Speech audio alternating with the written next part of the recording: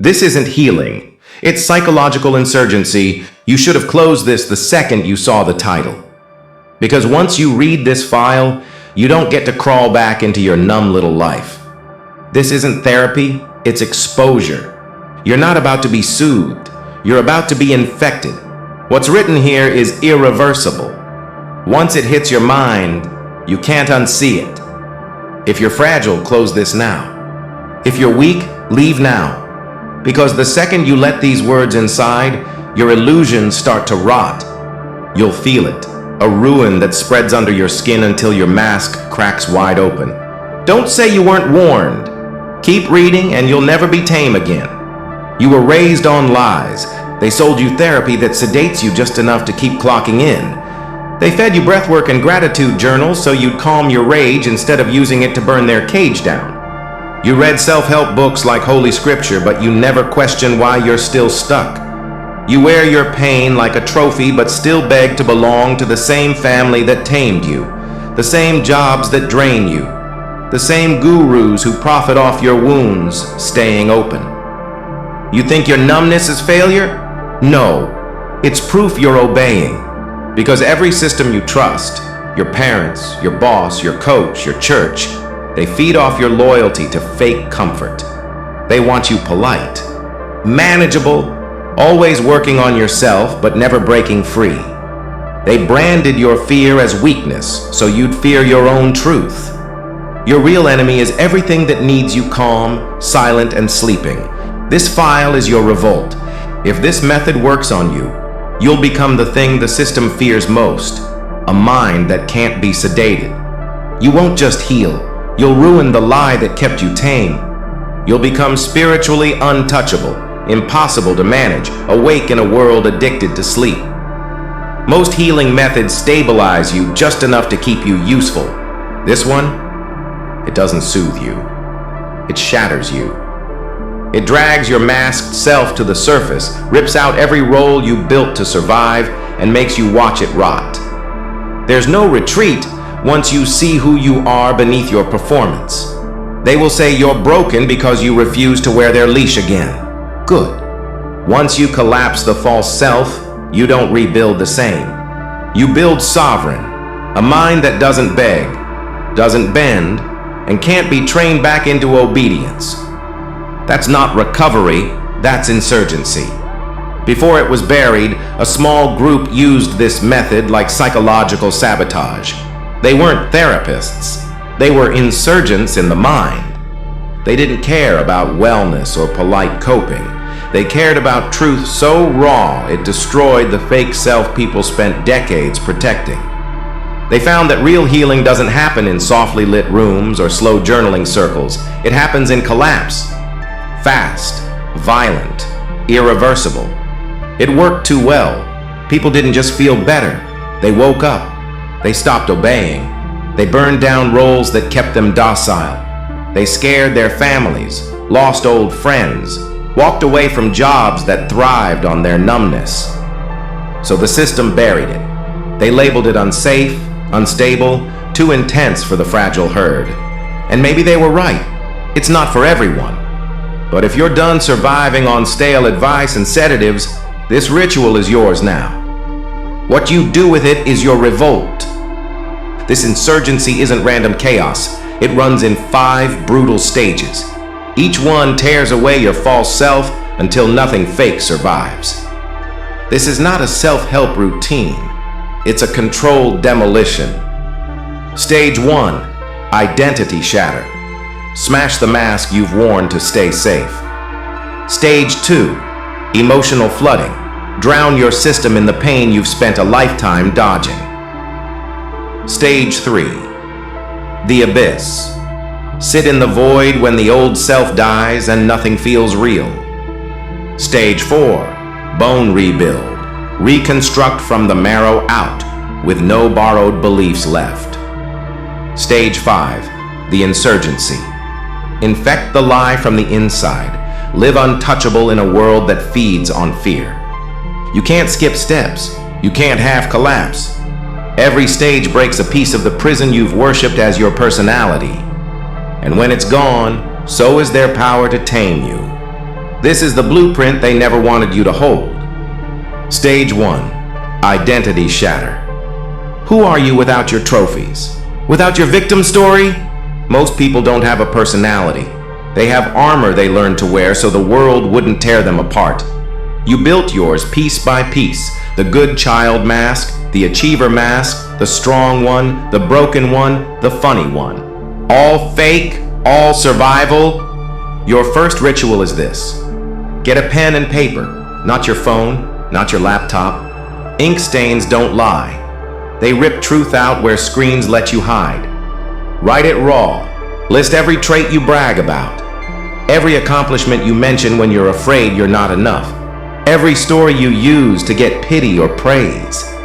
Every belief you cling to because it makes you belong. Now stare at that list. Burn it in your mind, because none of it is you. It's camouflage for a world that told you the truth would kill you. Ask yourself, who would I be if I could never mention my achievements again? Who am I if no one claps for my pain? Which parts of me are real and which are just tools to stay liked, safe, accepted? Identity shatter is not a game. It's the start of your self-extinction. No one holds your hand through this. No therapist rebrands it with soft words. You built a persona to survive a world that feeds on performance. Now it's your prison. This stage cuts deep because it exposes how much you've loved your chains. You love being the hero, the victim, the warrior, the empath, the rebel. You love the labels because they make you readable, safe, understood. This ritual demands you become nothing, so you can finally become real. Stage 2. Emotional flooding. Thinking won't save you here. Analysis is just another mask, a clever distraction that keeps you safe from the truth your nervous system has buried for decades. Emotional flooding is your second ritual. It's not gentle, it's not guided, it's psychological arson. Go somewhere private. No phone, no music, no calls. Set a timer, 20 minutes minimum. Pick the memory that still haunts you when you pretend you're healed. The betrayal you never speak of. The shame you joke about. The grief you've disguised as strength. Close your eyes.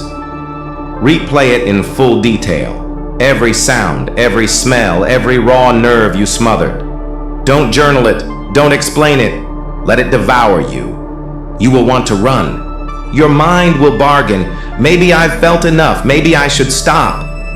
That's the mask fighting for its life. Don't stop. Now pull the thread. Don't isolate the memory. Connect it to every other time you felt that same poison. Every heartbreak that echoed that betrayal. Every rejection that reopened that shame. Every abandonment that fed that grief. You're not breaking down. You're breaking through. Let the rage come. Let the sobbing choke you. Scream into your pillow. Beat the floor. Collapse. This is not weakness. It's a controlled implosion of decades of suppression. Most healing methods give you tiny doses of emotion you can manage. Flooding is overdose on purpose. It short-circuits your defense systems, resets your body, and forces the real feelings to rise. You don't ease into freedom. You drown for it. When it's done, don't fix it. Don't tie it up with comforting words. Sit in the wreckage. Breathe in the ruin. Feel the raw pulse of your real self now that the poison isn't trapped inside you anymore. This is what it means to feel without running. Most will never do it. That's why they stay asleep. Stage 3. The abyss, void experience. This is where most people run. You've shattered the mask. You've drowned in the flood. Now you're empty. Good. Let the void swallow what you thought was you. No identity, no story, no labels left to keep you safe. This is spiritual ego death, the moment you stare into yourself and see nothing familiar.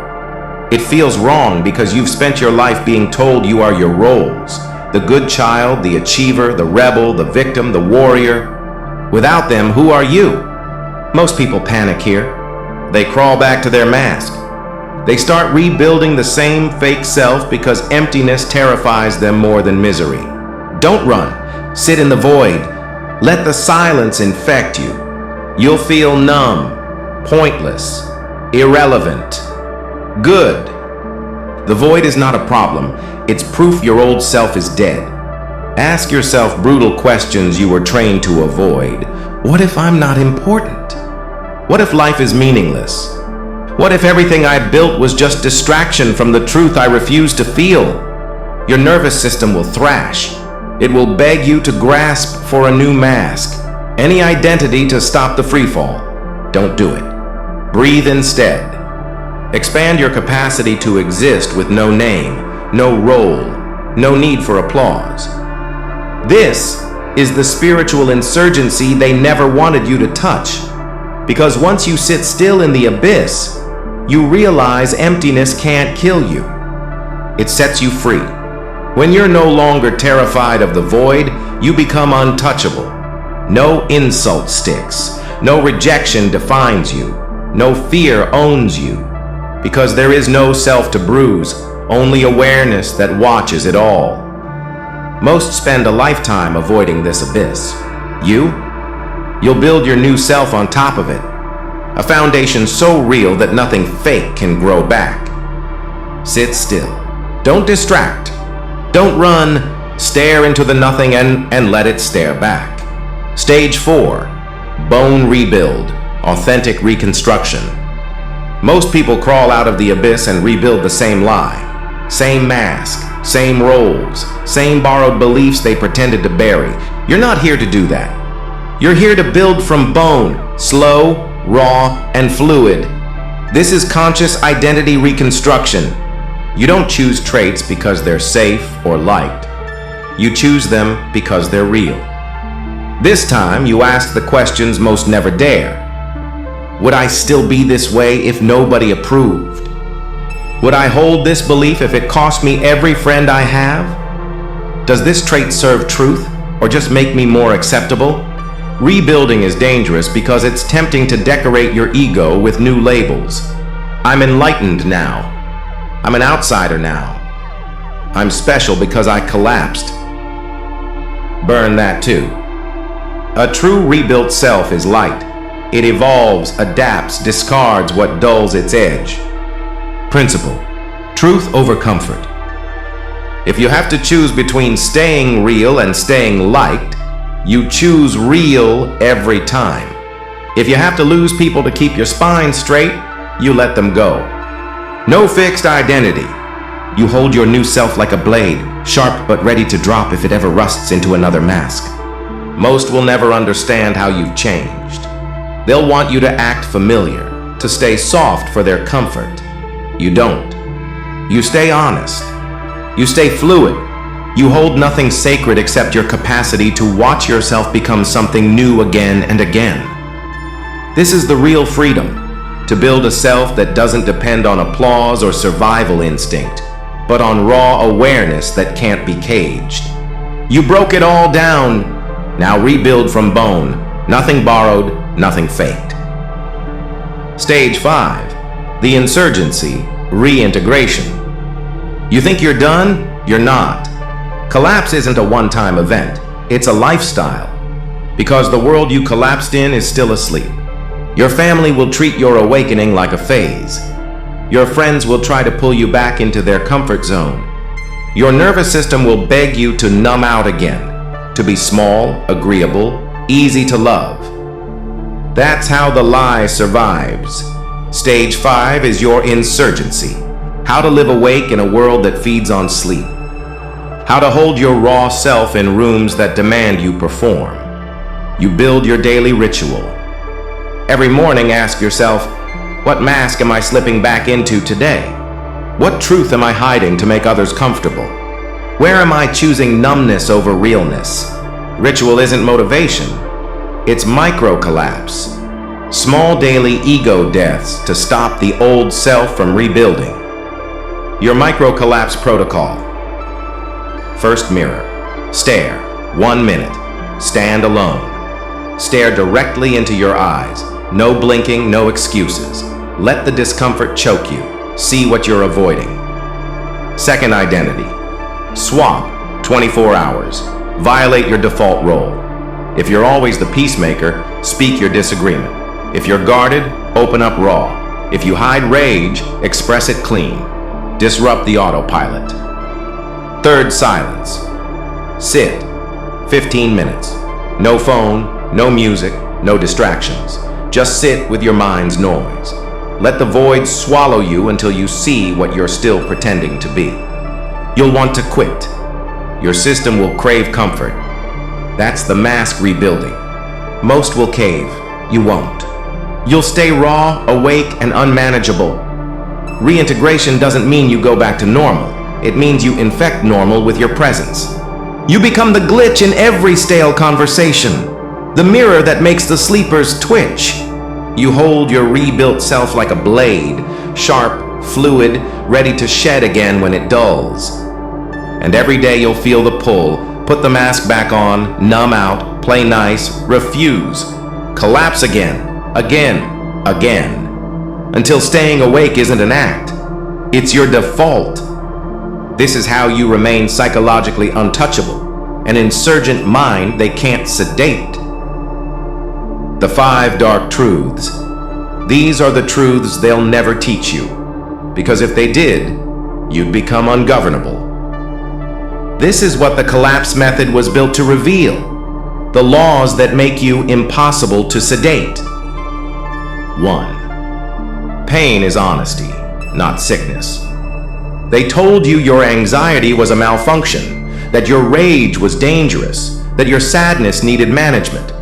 They labeled your raw signals as mental illness so they could sell you calm. But pain is your system screaming. This life is a lie. Your job, your fake relationships, your self-image, all of it infected with roles you never chose. Your symptoms were your honesty, your soul's refusal to adapt to what you know is wrong. 2. The healing industries exist to tame you. Therapy, breathwork, wellness retreats, self-help influencers, most exist to make you functional inside a broken system. They teach you to process just enough pain to go back to the same job, the same toxic people, the same mask. You get praise for coping, for staying regulated. They don't want you awake.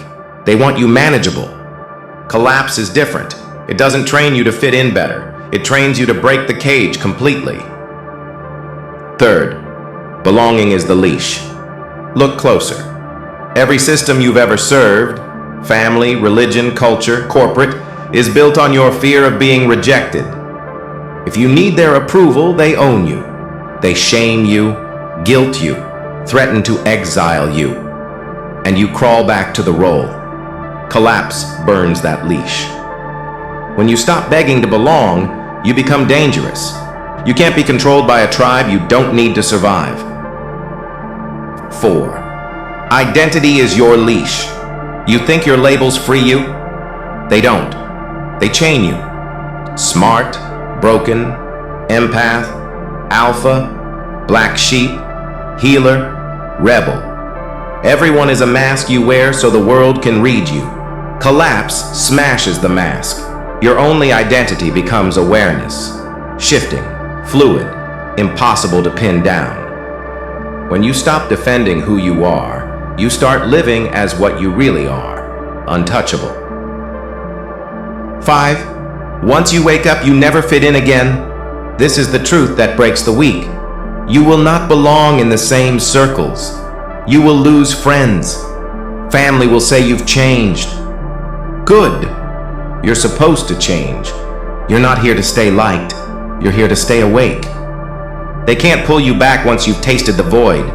They'll call you cold, distant, arrogant, but they can't sedate you. That's the price of truth. You stand alone, ungovernable, unstoppable. Remember, pain is truth. Comfort is compliance. Belonging is the chain. Collapse is the blade. What you do with it is your revolution. Most will scroll. Most will yawn, nod, pretend they didn't feel the crack in their mask. But If the collapse infected you, if you tasted the void and didn't run, mark it. Drop untamed below. No hashtags, no disclaimers. One word that says you're not crawling back to sleep. We'll see you, and the system will feel you. You did the collapse, but the collapse isn't loyal. Tomorrow the world will beg you to wear the mask again. Your old comforts will whisper, just numb out, stay light, stay soft, most obey. You say you're untamed, prove it in silence when no one's watching. Every lie you slip back into will cost you your own freedom. So ask yourself before you sleep, what mask will I wear tomorrow? And who will own me when I do?